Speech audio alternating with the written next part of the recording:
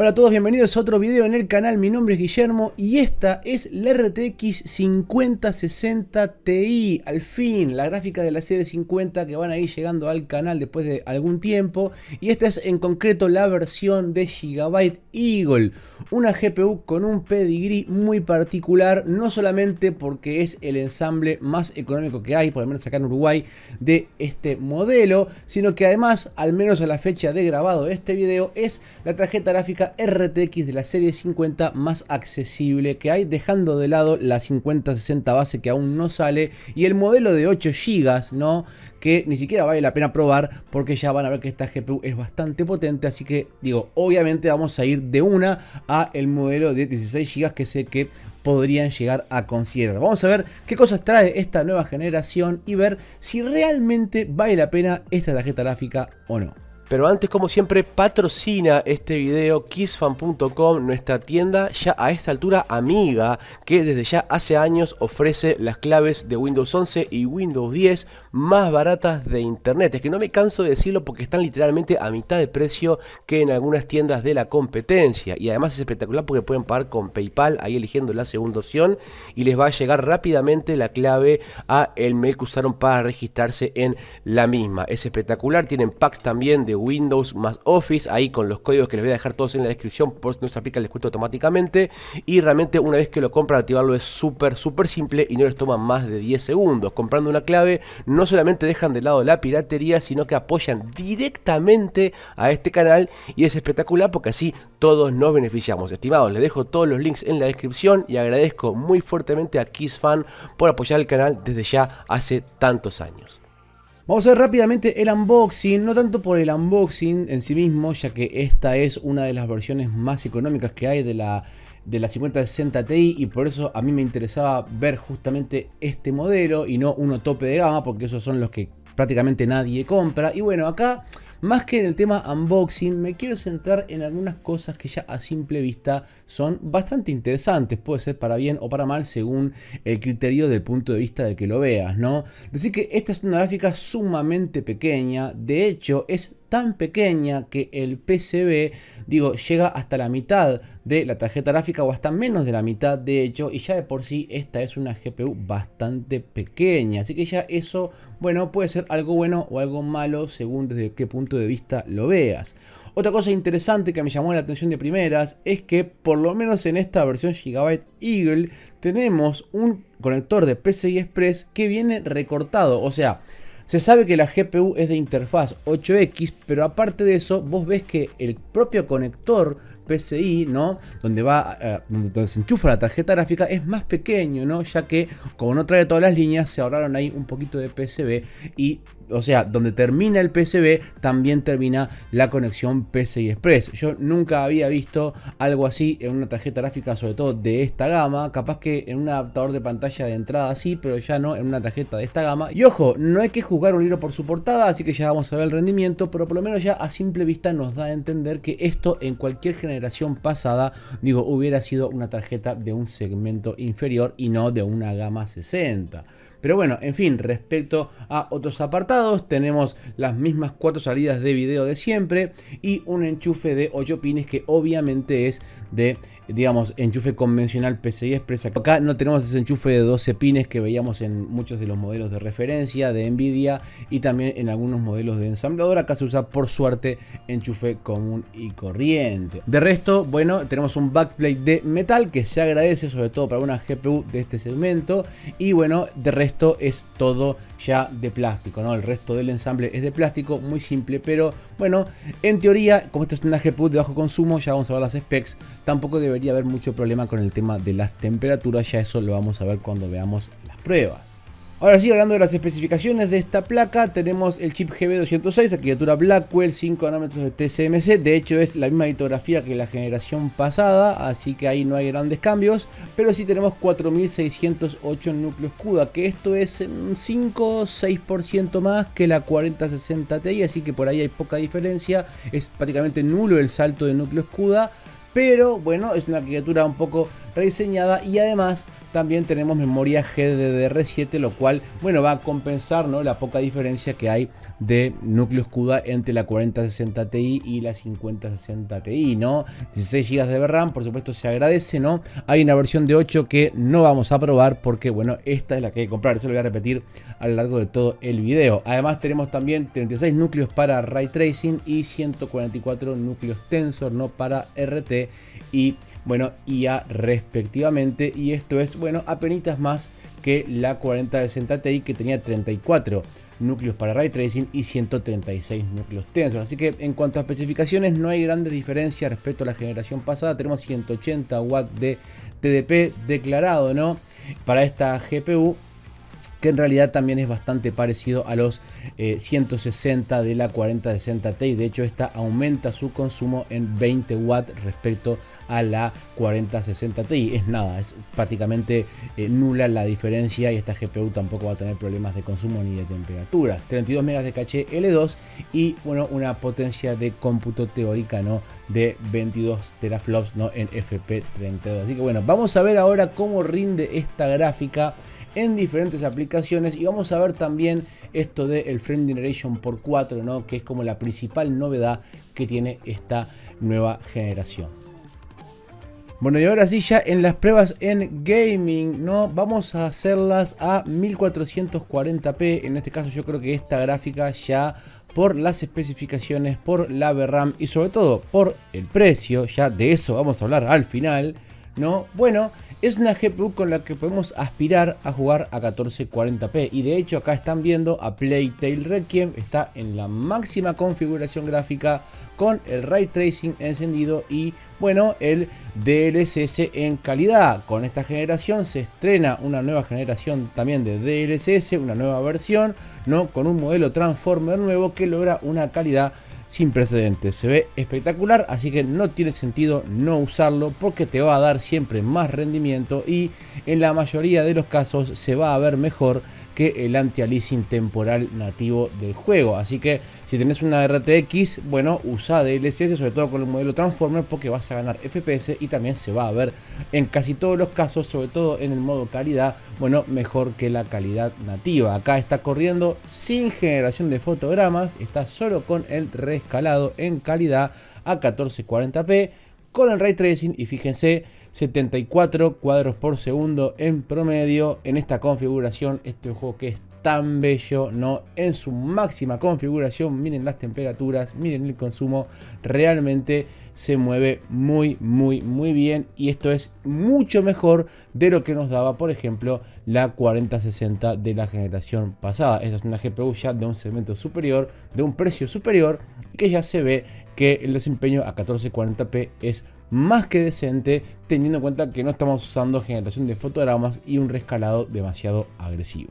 En God of War Ragnarok acá no hay tanta sorpresa, porque en este juego no hay trazado de rayos, aunque se ve espectacular, está muy bien optimizado, y acá ya lo ven, el rendimiento es perfecto, o sea, a 1440p al máximo. Acá estoy usando también DLSS en el modo calidad, insisto, se ve espectacular en esta última versión. Realmente, siempre que se pueda sobreescribir, o si el juego ya lo incluye, realmente vale la pena. Y ya incluso DLSS 3.7 o 3.8, la versión anterior a esta, ya era perfectamente usable en el modo calidad y en esta resolución, por lo cual entiendo que, sobre todo en estas gráficas que no son tan de gama alta, merece mucho la pena porque se gana rendimiento gratis básicamente, y además estás pagando por el rescalado, estás pagando por la tecnología, ¿no? Y bueno, vale la pena usarla porque en este caso no hay ningún impacto negativo. Acá muchos podrán discrepar, que bueno, que sí, que el rescalado, pero la realidad es que prácticamente el 100% de la gente que tiene estas gráficas usa DLSS,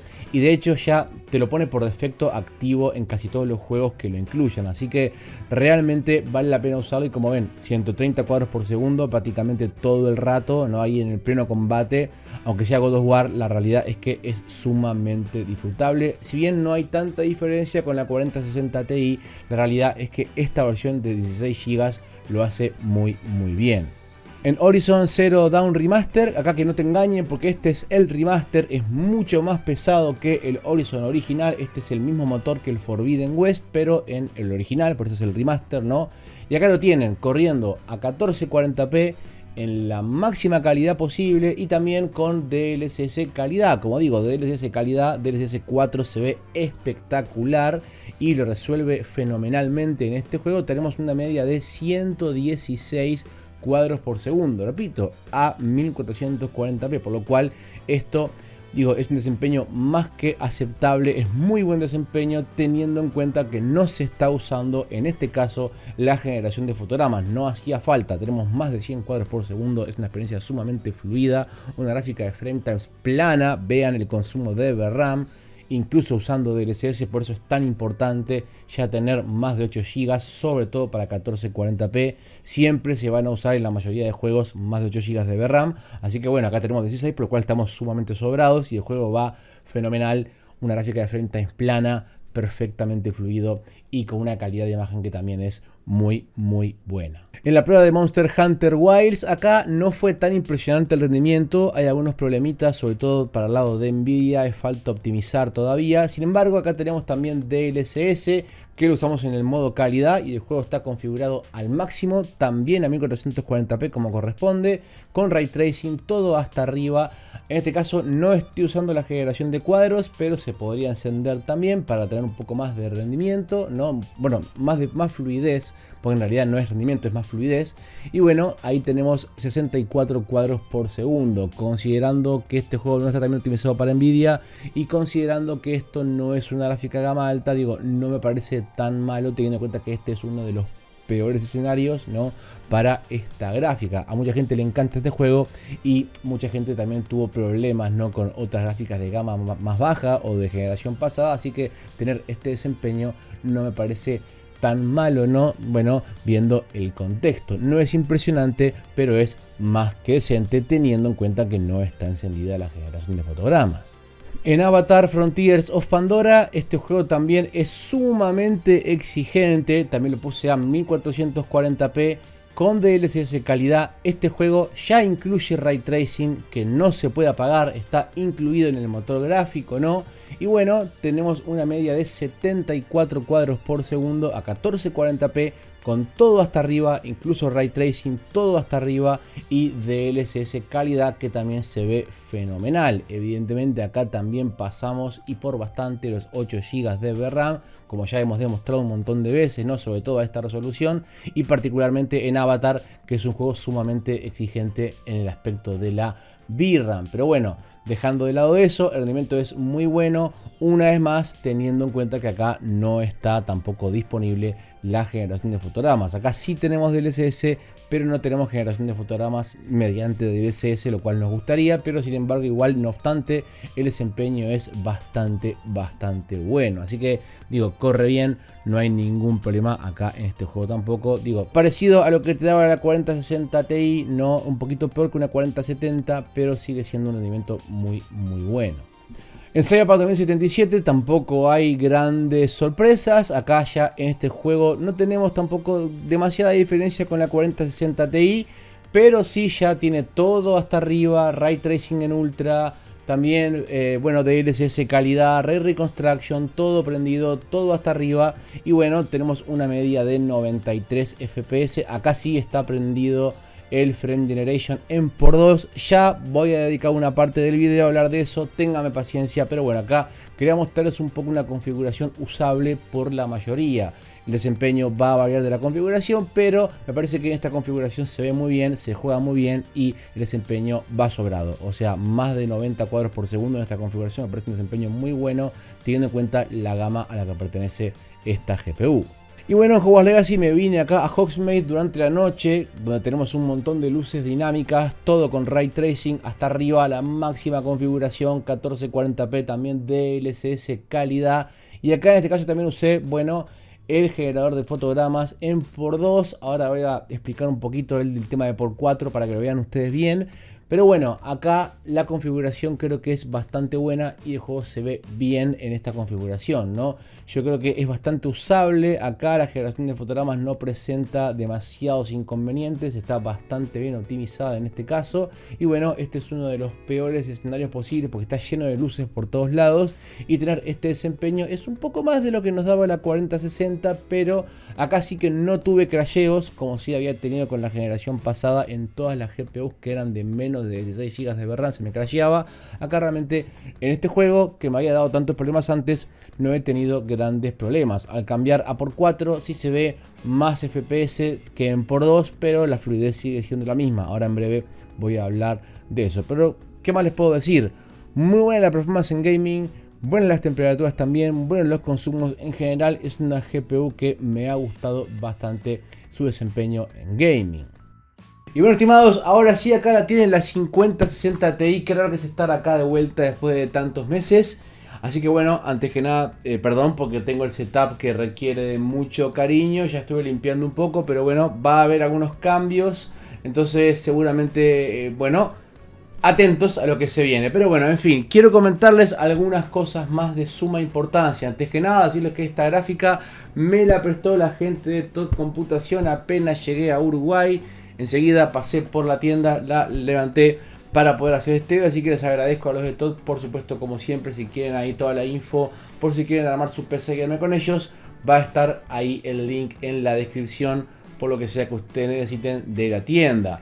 Ahora, hablando del tema productividad, bueno, el tema productividad no hubo grandes cambios respecto a la 4060 Ti, realmente es un poquito más rápida. Lo que sí se agradece bastante el tema de los 16 GB de RAM. La probé en D5 Render, los tiempos de renderizado fueron sumamente correctos, ningún problema, en la máxima calidad. También la probé en el Blender, ahí haciendo un render real, ¿no? Porque en realidad cuando uno habla de Blender siempre se ve el benchmark y a veces el benchmark no refleja tanto lo que la GPU puede hacer. Yo la probé en un render real de un proyecto real que se puede descargar y bueno, ahí tuve un tiempo de render bastante bueno usando Optics, que va súper fino con Nvidia. La probé también en pruebas de SpecView Pref. Acá tuve, bueno, un rendimiento un poco más regular. En realidad estas gráficas de GeForce, digamos, de la línea gaming, no están tan optimizadas para apps de vectores de viewport, como puede ser 3D Studio, como puede ser CATIA, Maya, etcétera. Van bien, pero digo, las gráficas de la línea profesional de Nvidia van mucho mejor. Incluso usando el driver de estudio tampoco tuve ninguna ventaja ahí. Así que bueno, ahí está el rendimiento también en SpecView Pref, es correcto, pero digo, es peor que el de una gama alta, evidentemente, o el de una GPU incluso de gama de entrada, ¿no? Para el mundo profesional, ¿no? de Nvidia, porque digo, no está optimizada. Y de hecho, en softwares como Siemens, esto ha pasado históricamente, digamos, no hay una correcta aceleración de parte de la GPU y el desempeño realmente es muy malo. Así que digo, eso es algo que pasa con todas las GPUs, no solamente con esta, sino con todas las de la línea GeForce. Así que bueno, respecto a la productividad, muy bien. También estuve haciendo uso del codec NVENC para H265 con el Handbrake y no tuve ningún problema, funcionó muy bien en ese apartado. Así que digo, es una GPU con la que vas a poder trabajar, editar sin ningún problema, teniendo en cuenta que bueno, es una 5060 Ti, ¿no? Es de la gama 60, por lo cual digo, no es una GPU tampoco demasiado potente. Ahora, tema consumos y temperaturas. Esta GPU no calienta ni consume tanto. Realmente esta Gigabyte Eagle está por debajo incluso del TDP que Nvidia comenta. Estamos en unos 150, 160 watts de consumo prácticamente siempre. Temperaturas en torno a 60 grados. Así que digo, es una GPU pequeña que prácticamente no se calienta y que tampoco consume demasiado. Ahora, creo que también ustedes querían que yo hablara de el Multiple Frame Generation. Al fin pude probar el Multiple Frame Generation. Y yo creo que, digo, por algo es que, bueno, hay muchos motivos por los cuales la gama alta siempre sale antes que la gama media y las gamas más de entrada, ¿no? Para acaparar cuota de mercado, por supuesto, pero aparte también, ¿no? Porque las tecnologías siempre funcionan mejor en las gamas altas. Y yo probé el Multiple Frame Generation en esta gráfica y tengo, bueno, una conclusión un poco agridulce. La tecnología está bien, es muy prometedora, pero Sí que es verdad que si estás bastante justo de FPS y si los FPS no son, bueno, los base. A ver, básicamente es el mismo problema que teníamos hasta ahora con el Frame Generation. Realmente cuantos más bajos sean los FPS base, peor va a ser el output final del juego. Entonces si vos decís, bueno, meto un reescalado con más calidad, uso DLSS en calidad o en equilibrado en lugar de rendimiento o ultra rendimiento, me voy por una calidad superior, ahí ya estás más justo de rendimiento. Por ejemplo, en Cyberpunk, si quieres usar Path Tracing, tenés que usar sí o sí DLSS en modo rendimiento o ultra rendimiento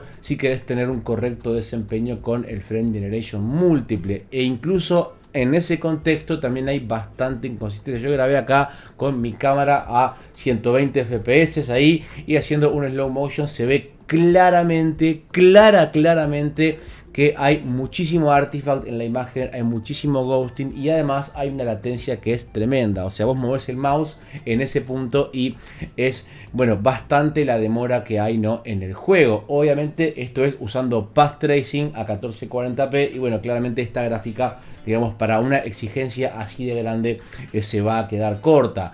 De hecho, es preferible usar Frame Generation convencional en por 2 y poner DLSS en rendimiento. Te va a dar una mejor experiencia que usando, por ejemplo, DLSS calidad o DLAA y a eso sumarle el Frame Generation múltiple. La cantidad de FPS que vas a tener usando el Frame Generation por 4 va a ser mayor, pero se va a ver un montón de artifacts, se va a ver mal, o sea, realmente no se ve bien siempre y cuando no tengas una buena base de FPS para empezar. Si tenés 50, 60, 70, 80 o más, ahí sí se va a ver más fluido el juego, no se van a ver casi artifacts, pero incluso ahí, si lo haces en slow motion y lo ves con detalle, siempre se pierde un poco de calidad en los frames generados, con lo cual la performance, digo, no es la que te dicen los FPS. Aunque tengas 300 FPS o 200 FPS, ¿no?, usando múltiple frame generation, digamos, la fluidez y la responsividad que vas a tener en el juego no se va a sentir igual que si fueran esos frames pero renderizados de manera nativa. Y la calidad tampoco va a ser tan buena. Desde luego, esta tecnología tiene bastantes limitaciones. Digo, la tecnología es prometedora, pero en este hardware que ya es un poquito más de una gama intermedia, ¿no?, tiene muchas más limitaciones y es mucho más fácil, ¿no?, encontrar esas limitaciones que les comento. Por otro lado, también decirles que, bueno, también va a depender del juego. En algunos juegos funciona mejor que en otros. En algunos juegos ya está incorporado incluso dentro del menú, que se puede elegir ahí el múltiple frame generation si es por 2, por 4, por 3 y ahí lo puedes ir probando.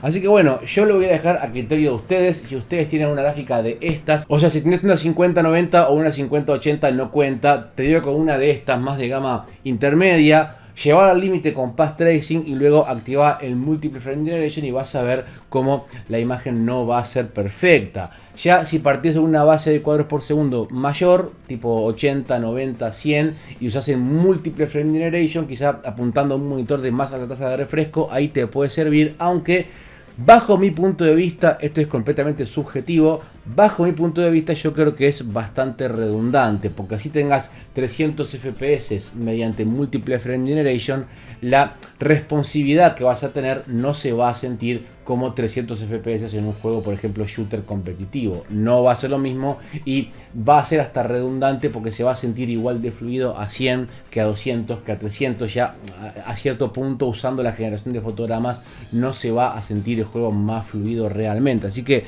digo, esa es un poco mi sensación usando esta gráfica. A lo mejor con una 5090, una 5080 puede ser que sí, capaz apuntándole al 4K 120 podría estar interesante, pero para la mayoría de gente que compre esta GPU para 1440p y que quiera tener la mejor experiencia mediante Path Tracing y todo hasta arriba, rápidamente la tecnología va a ver sus limitaciones. Como les digo, pruébenlo ustedes. A mí realmente no me ha gustado mucho la tecnología. Prefiero usar el Frame Generation por 2 y bajarle la calidad al DLSS. Totalmente se va a ver mejor. Usando DLSS rendimiento y Frame Generation por 2, a mi entender se ve mejor que usando Frame Generation por 4 y por ejemplo DLAA o DLSS calidad. Realmente, por lo menos por lo que yo pude probar, siento que se ve mejor así. Pero bueno, ya ustedes lo probarán y me dirán ahí abajo en los comentarios qué les ha parecido. Así que bueno, estimados, eso es lo que les puedo decir. Lo otro, hablarles del precio. Esta es una GPU que acá en Uruguay por lo menos es bastante cara,